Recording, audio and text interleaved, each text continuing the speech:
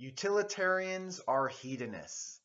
The utilitarian argues that the morality of an action is determined by how much pleasure or happiness that action produces.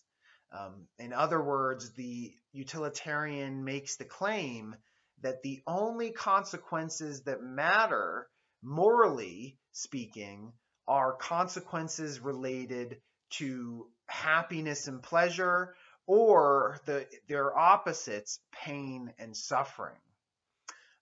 We should recognize that the utilitarian is making a pretty strong claim here. They are saying that the only thing in life that has intrinsic value is happiness. The only thing in life that is valuable in and of itself is happiness. Happiness has value, and that value is not derived from, it's not dependent on anything else.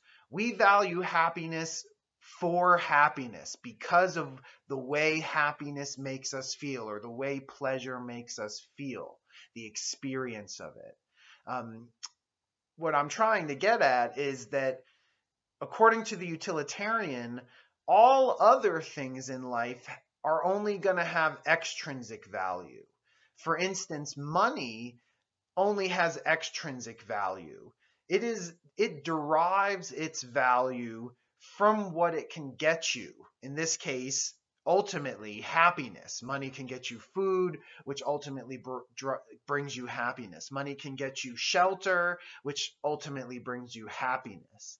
The utilitarian is arguing that ultimately all humans strive for happiness, and we ought to strive for happiness, right? They're not just making a descriptive claim that human behavior is caused by the desire for pleasure and happiness.